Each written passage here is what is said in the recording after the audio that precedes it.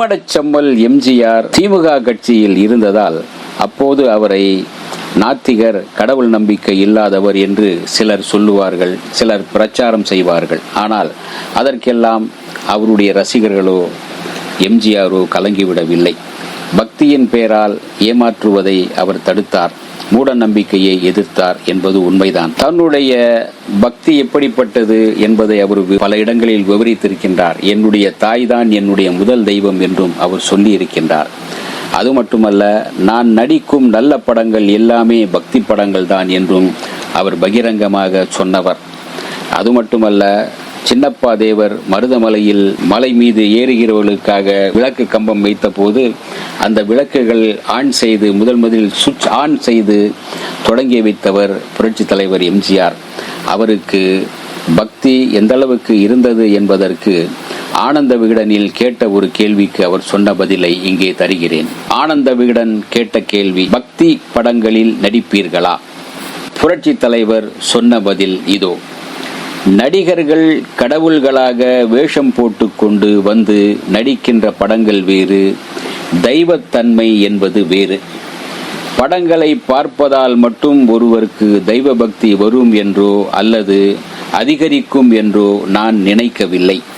பக்தி என்பது பரிசுத்தமானது, பக்தன் என்பவன் பரிசுத்தமானவன். முன்பு கடவுளை தங்கள் உள்ளத்தில் வைத்திருந்தார்கள், இப்போதோ கடவுள் கோயில்களில் இருப்பதாக நினைக்கின்றார்கள். இதனால்தான் இந்த பிரச்சனைகளே வந்தன. எண்ணற்ற கோயில்களை வைத்துக்கொண்டு வளர்க்க முடியாத பக்தியை திரைப்படங்களா வளர்த்துவிடப் போகிறது? ஒரு படத்தின் மூலமாக உயர்ந்த கருத்துக்களை புகட்டி மக்கள் மனங்களில் நல்ல சமயத்திலும் ஒழுங்குமுறையையும், மக்கள் மனங்களில் எல்லா சமயத்திலும் ஒழுங்குமுறையை வளர்த்தால் அதுவே ஒரு பக்தி படம்தான்.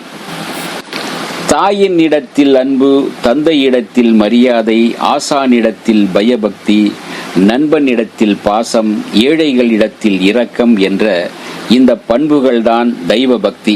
மனதில் தூய்மை ஏற்பட்டால் அதுதான் பக்தி. அந்த தூய்மையை ஏற்படுத்துவதற்கு நான் அந்த கடவுள் வேஷம் போட்டுத்தான் நடிக்க வேண்டுமா என்ன? எந்த பாத்திரத்தின் வாயிலாகவும் நல்ல கருத்துக்களை சொல்லலாமே. ஆகவே நான் நடிக்கும் நல்ல படங்கள் எல்லாமே பக்தி படங்கள் தான். இப்படி ஆனந்த விகடன் கேட்ட கேள்விக்கு புரட்சி தலைவர் பதில் சொல்லியிருக்கின்றார். அவருக்கு கடவுள் பக்தி இருந்தது என்பதை அவர் பல தடவை நிரூபித்திருக்கிறார். அது மட்டுமல்ல, அவருடைய அறையில் முருகன் படம் இருந்தது, முருக பக்தி அவருக்கு நிறைய இருந்தது என்பதும் உண்மைதான்.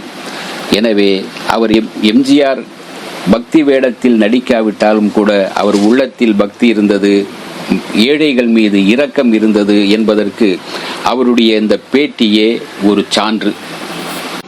ஏழையின் சிரிப்பில் இறைவனை காணலாம் என்று சொன்ன அண்ணாவின் தம்பி அல்லவா புரட்சி தலைவர். இந்த வீடியோ உங்களுக்கு பிடிச்சிருந்தா லைக் பண்ணுங்க, ஷேர் பண்ணுங்க, கமெண்ட் பண்ணுங்க, சப்ஸ்கிரைப் பண்ணுங்க, மறக்காம பெல் ஐகானை கிளிக் பண்ணுங்க.